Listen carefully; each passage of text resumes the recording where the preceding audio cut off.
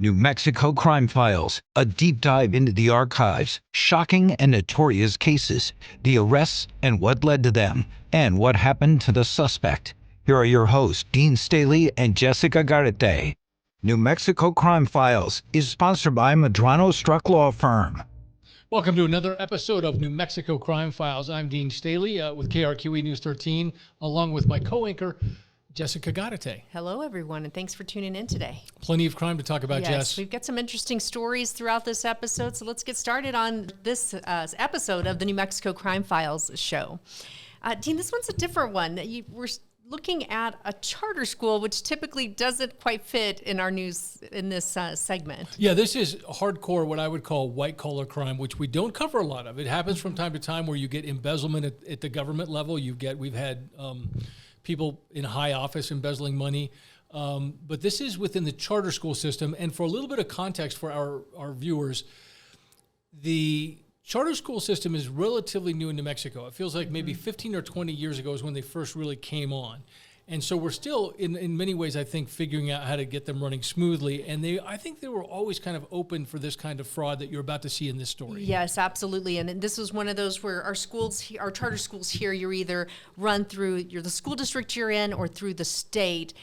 But there was always some questions on how closely their books were being looked at. Mm-hmm. And this is an example of not that closely because this went on for 14 years, allegedly. Yes, it did go on for 14 years. Yes, and this involves, I think, basically two different charter schools. You can count them differently, but one which is a secondary learning center, the Southwest Secondary Learning Center, and then this aeronautics and mathematics school, which seemed like a really sexy school. Like, oh, I want to send my child to this aviation charter school, essentially. Well, they will get studies and they will get learning, but they will also get this exposure to aviation, right? And I knew people who had friends. I had friends who had kids going to these charter schools, loved it, loved the education their kids were getting. So this came as a bit of a shock when all this started to unfold. And we should probably make a point of that. I'm not sure that it's ever been claimed that this affected the learning necessarily. Right. It really had to do with all the money that was being poured into it and who ended up with that money. Yeah. So let's go ahead and take a look. This is Tina Jensen from March of 2014. The charter schools are high-performing. Southwest Learning Center in the Heights and Sam's Academy, which focuses on science and aviation. Some students can even get a pilot's license at the school at Double Eagle. The program, the school leases the airplanes, and then we provide ground instruction for students. Scott Glasrud runs the schools and oversees 800 students in all. His publicly funded salary, $210,000, more than any superintendent in the state outside of Winston Brooks with APS. And Glasrud makes even more money on top of that by doing business with his own schools. So Diamond Aviation is the company we lease the airplanes from, which in full disclosure is a company that I own. Diamond Aviation collected $800,000 over 4 years for doing business with the schools. According to the school's board members, Diamond was the only company that put in a bid to lease the planes. Those one response turned into a lease that the board then approved. So in other words, Diamond Aviation was the only one that responded? Yes, they were. State Auditor Hector Baldera says there have been enough red flags to warrant a more thorough look into the schools, with an audit that should be out soon. We're just ensuring that this district truly is not operating with an actual conflict of interest that would be putting taxpayer dollars at risk. The Public Education Department says it's not aware of Glasrud doing anything illegal, saying it's up to Glasrud and his board to decide how to spend their public funds. It's really not for me to say whether I think it's a good or bad expenditure. The board makes the local decisions, and they must feel that it is. The state has raised questions about Southwest Learning Center's funding before. The Southwest Learning Center has 3 schools for different ages under one roof, but calls them separate schools, so it qualifies for an extra $850,000 from the state in small school funding. That's not against the law, but the PED says it may not be in the spirit of what small school funding is intended for. And that's one of the questions that we've raised with them, is that why do they need that? And we've not gotten a really good answer. Glasrud says his questions about how he runs his schools are misdirected. I recognize people have problems or they don't like the way we've done it. We're competition for people, but so be it. Tina Jensen, KRQE News 13. Dean, this is one that, they're there, the state's saying, this doesn't quite look right, but we don't think it's against the law, but it does look really shady. And I would say it's interesting because I think we're still vulnerable in this state and probably a lot of states to this sort of behavior where there's a lot of money being poured into charter schools. They seem like the next new thing. They're a great idea, but no one's really watching the money as closely as it gets watched in other systems like in a regular public school system. Yeah. And this is one, too, where it was hard because you have their board okaying this stuff and saying, well, that's, that's who applied for this contract and we gave it to them. And so there was that was a little rough, I think. Like, why they decided that. And just the fact that Glasrud owned the aviation company and he was leasing the planes for his school from his own company. That right away makes you think, okay, well, someone's really trying to take advantage here, right? And then also the salary. You've got, Winston Brooks, who's in charge of 80,000 students. Yeah. And you've got this small charter school and he's making the same amount. So, and it shifted from suspicious activity, doesn't quite look right, we're not sure there's something illegal, to bam, all of a sudden, August of 2014, the feds raided Glasrud's house, which probably wasn't easy because it was a big house. Yeah. It turns out. Very large house with a lot of luxury cars inside as well. Yeah.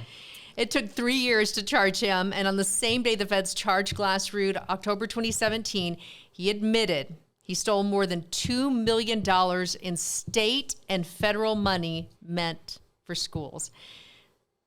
So they went after him. Yeah, pretty shocking, and I think this is easily the first big case we've ever had out of charter schools in New Mexico where we saw this sort of absolutely just outrageous white-collar crime taking place. Yeah, and as I mentioned earlier, it was 14 years of this going on. Obviously no oversight or no one really questioning it until this. Yeah, and his posture was interesting when people were accusing him like, this doesn't, I'm just competition, right? I'm the new guy in town, so sort of saying, well, there's nothing wrong here. You just don't like competition. And it turns out, unfortunately, something really was wrong there. It really was. And we covered his sentencing from October of 2018. Here's Jeannie Nguyen. Members of the Southwest Learning Center say they were happy to hear the judge's sentence today, but the president of one of the schools tells me he doesn't believe 5 years is enough for all the damage Glasrud has done. After 14 years of doing it, I don't know that he knows another way of life, so I don't feel that he's learned a lesson at all. Glasrud pled guilty of stealing millions of dollars from the school and the state to feed his lavish lifestyle. He used the money to buy expensive cars like a Maserati, boats, and a 10,000 square foot home. Last year, he took a plea deal on charges of theft, fraud, and lying to investigators that would put him behind bars for 4 to 5 years. During his sentencing hearing this morning, no cameras were allowed inside the courtroom, but Glasrud gave a tearful testimony saying he was sorry for what he has done and has no excuse for his behavior except that he was greedy. Larry Kennedy, the president of Sam's Academy, says he didn't buy Glasrud's act.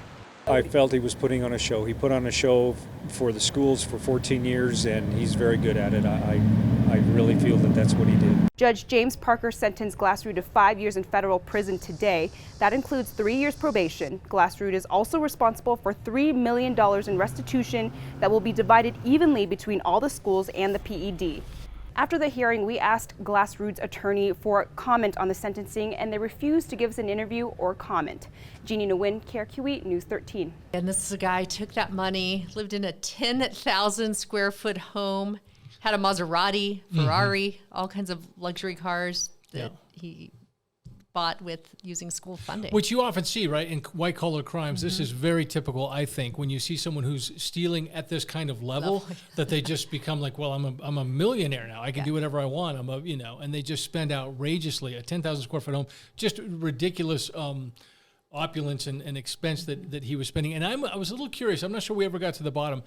$3 million in restitution, and I never got the understanding of, okay, did they make him, sell off all his planes and pay it back? I'm not sure how much the state recovered from that, because sometimes it is hard to find that money later, right? Right, absolutely. And that was never made clear either. I know that they were trying to recoup as much as they could. And he did go on. He was sentenced to 5 years in federal prison and ordered to pay that $3 million in restitution. So we did know that in 2021, his home did go up for sale, and the $2 million home was sold with all the profits going toward that large sum that he owed the state. So. Right. I also thought it was interesting, Jess, that in this case you had the school board person saying, I don't believe this guy for a minute. So this is one of the people who's been working with Glasrud over the years and has seen how sort of, in his opinion, Glasrud is just extremely slick. And he fooled all of us and he snowed all of us and we thought he was on the up and up. And now when he's in court saying, I'm contrite and I'm sorry I did this and I want to make right, doesn't believe it for a minute. They weren't buying it at all. And wanted him to get way more than 5 years. 5 years. Yeah. And that was an interesting, so he served his time, he gets out, and then we do another story because he gets another job in education. He is now the director of Sylvan Learning Center.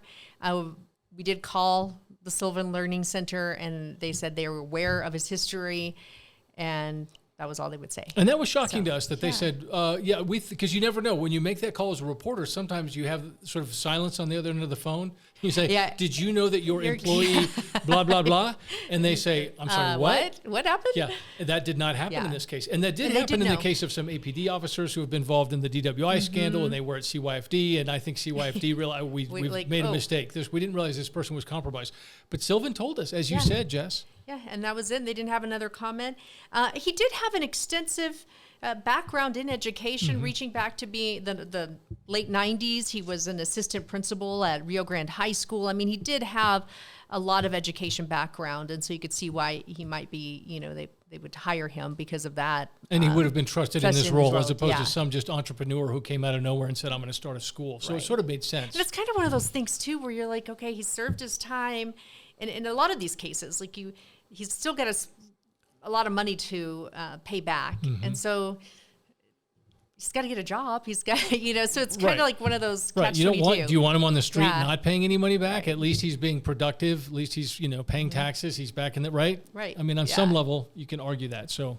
And I did feel like, people wanted more, but I did feel like 5 years and the restitution piece of it was, pretty hefty sentence. Especially for white collar. Yeah. Sometimes exactly. If you're a white collar criminal and you don't have a criminal history, you get probation. Right. Or, they suspend all of your time and you just get probation for your years. So there you go. All right, the next one. All right, this story is on deck. It has to do with a suspected drunk driver. In this case, not just driving drunk, but actually slamming into an ambulance that is running with lights and sirens. You would think it'd be hard to miss, but... Yeah, they didn't miss. No. Yeah, that story when we come back. New Mexico Crime Files was made possible by Medrano Struck Law Firm, local attorneys based here in Albuquerque, committed to providing personalized legal services, including free consultations. Call 505-217-2200 or visit MedranoStruckLaw.com today. Now back to New Mexico Crime Files. Hello, everyone, and welcome back to this episode of New Mexico Crime Files. So, Dean, this next story, the police video just has you shaking your head. Like you see an ambulance coming, or an ambulance with all the lights on, everything, everyone's pulling over, except one guy. Yeah. And this to me is the mystery of like what it must be like to be a police officer and roll up on something, and you just never know. You see what's happened, and then you just never know what is going to be next in terms of the response you get from the drunk driver or the suspected drunk driver, or where did he go, or what. I mean, that's always interesting to me that you just never know, right? It's just once you see something, this critical incident that's happened, just unraveling it and trying to put the pieces together as an officer to figure out what happened. This is one of those. And the shocking part, not only that he crashed, but what he had to say that had happened to him the day before. Yeah. So let's go ahead and look at this. It's a suspected drunk driver who managed to slam into an ambulance. This is News 13's Brittany Bates. She'll show you the video. And he has a very startling confession, and this is from June of 2021. An ambulance crew working frantically to pull their driver out. You got him, buddy. After they just got T-boned. 55 is on its side. We got one male trapped in there. It was a busy Thursday evening in Las Cruces last month, and a lot of people heard the blaring ambulance. Oh, so the ambulance had their lights on? Yes, it was in full go mode. Okay. And then saw the crash. So we heard the lights, we all looked left, and then we saw him. Stoplight right here. You saw that? We saw him flip. But one person who did not seem to notice the lights and sirens is the driver of this wrecked Camaro, 22-year-old Juan Carlos Baquera. Who else was in here with you guys? Just you? Are you okay? I'm okay. It was me, her, and that dude. Amazingly, no one was seriously hurt, but Baquera's initial story didn't add up. It began a back and forth over who was driving the Camaro at the time of the crash, but Baquera eventually came clean and came back to the scene. Oh, yeah. Oh, I didn't know that. My bad. I'll be around the area. No, you'll be right here. Right here. Have a seat on the curb for us, actually. Witnesses and cops said Baquera appeared to be under the influence of alcohol and possibly marijuana. When I got here, you were moving beer cans around and stuff, so be honest with me. You had any alcohol? Baquera dodges the question and then Mississippi. To Mississippi. does poorly on a series of field sobriety tests. Okay, put your hands behind your back. You're under arrest for driving under the influence. Do you understand? Once in cuffs, an officer tries to comfort Baquera. If you got to put all that other stuff in our rearview mirror, do this one step at a time. Everybody's okay. Everybody's okay in your car. We can unhinge some of these mistakes, okay? It's just that I got a DUI recently, just yesterday. You got a DUI yesterday? Yeah. The cop couldn't seem to believe what he was hearing. Yeah. You had a DUI last night? Yeah. In that car? Yeah. So you just got it out? Yeah. Golly. Baquera was then hauled off to jail again for the second time in 2 days. Brittany Bade, KRQE News 13. All right, Jess, another pretty crazy story. Hitting an ambulance that is driving with lights and sirens, luckily not injured, right? I mean, luckily people weren't hurt worse than they were, and the driver, they got him out, so that was good. It's just his whole posture during this entire time is just like yep, and I was caught, just yesterday with the DWI. Like, and it like just it's a doesn't normal even thing. Like this just happens every day to me. Like you would think he would learn his lesson the night before, the night before. Yeah, and there's a little bit of a mystery at the end of this story as well, which I find interesting. So, second time in 2 days that he gets a DWI.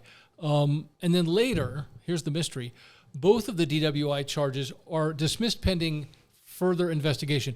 Now, that sometimes happens when prosecutors are on the clock, and so they want to suspend the prosecution so that they can gather more evidence, because people can argue, I have a right to a speedy trial. I mean, there's all kinds of ways that the defendants will try to use the clock and say, well, you have to hurry up. So they suspend sometimes the charges for further investigation. But according to the court records, these charges were not refiled. 2 DWIs in 2 days, and the charges are dismissed, and they're not refiled.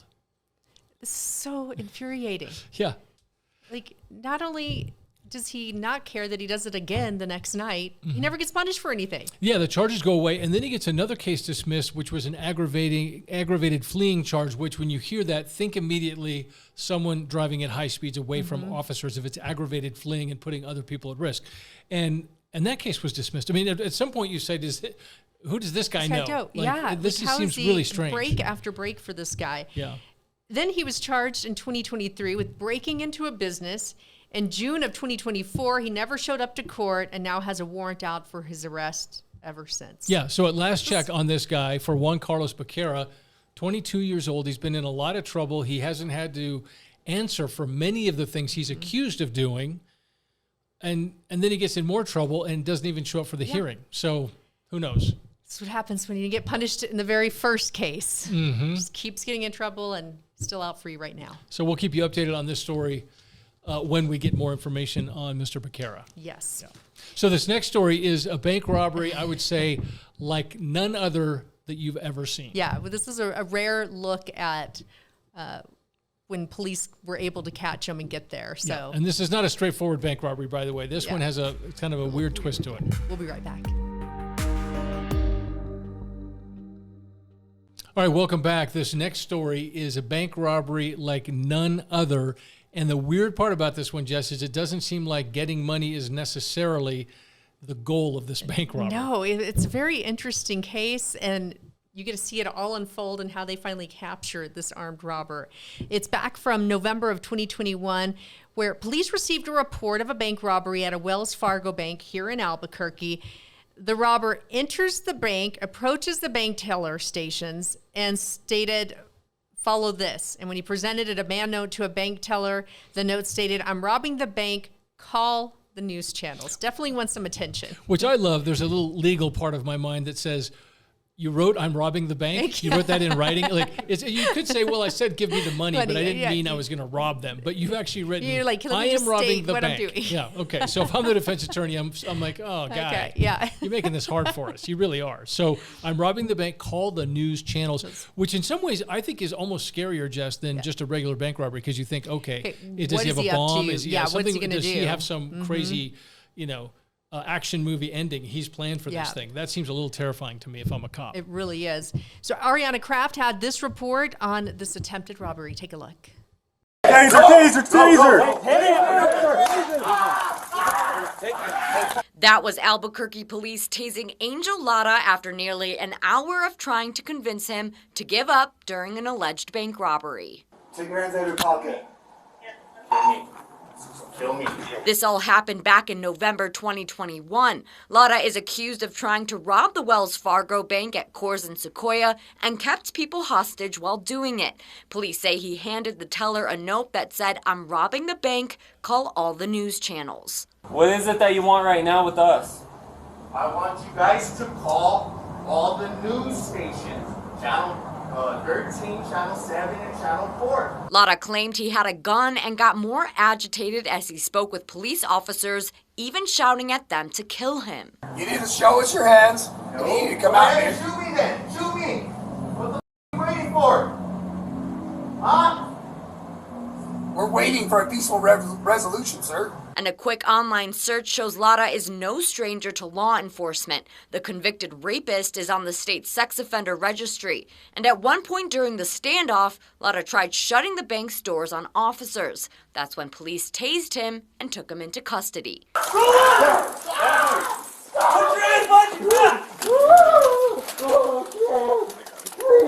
Officers never found a weapon on Lara. Ariana Kraft, KRQE News 13. All right, so another crazy bank robbery. This one like none you've ever seen before. And luckily, Jess, this one ended in probably the absolute best way possible, given that you had a man saying, "I'm robbing the bank," call the TV stations, and then later is saying stuff like, "Kill me, shoot me." I mean, absolutely begging police to do the wrong thing, right? To do something drastic in this case.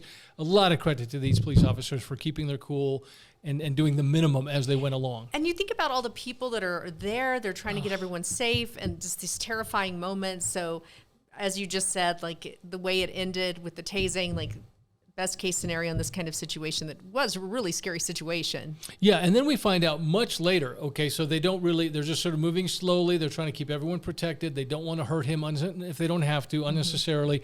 And then when they finally get to the point where they, they feel like, uh-oh, it's going to the next crisis level, they tase him, and luckily they immobilize him and are able to take him into custody. So that was great. Pleaded guilty to attempted bank robbery in September of 2024. And when we say the best possible outcome, I have to say, I think the court system was pretty remarkable, because every time I hear bank robbery, I think federal. Right. You're going away for long time. 10 years, day for day. There's no good time in federal system, so you're there for every day that you're sentenced. And in this case, sentenced in April of 2025 to 5 years probation, which means you've been sentenced, but we're going to suspend, basically, we're going to suspend the years we've given you, and you'll be on probation. But for the right reasons, probably in this case. Yes, I think so. And like you were saying, like the feds, they usually are really tough, and you're not getting away with much with them. But in this case, the government said that the defendant's significant problems with mental health issues and substance abuse did weigh in on his sentencing, saying, hey, we need to get this guy help. Yeah. And it'd do better. We'd be better if we, gave him strict probation and make sure he's getting the help that he needs. Yeah. Now, to be fair, we should tell you, Angel Lara, the suspect in this case, the convicted bank robber, was a convicted rapist. So this was not a good guy. Yeah. But he clearly was going through some mental health issues during this time. And I think probably what helped him as well was the fact he did not have a weapon. Right. For all of his, his boasting on robbing the bank, it turns out he didn't have a bomb, he didn't have a gun, he was really unarmed, and he was just sort of bluffing this whole time. So luckily for everybody, right? Yeah. And so again, that was, he was pled guilty to attempted bank robbery in 2024, and he had 5 years probation, and that just happened in April 2025. And as you said, Jess, the government's saying significant mental health issues, substance abuse problems as well. So hopefully got help for all of those things. Right. Yep. Okay, Good to be with you, Jeff. Yes, I'm going to take another sip of coffee. We'll get ready for another fun podcast with you. Let's get ready for the next episode.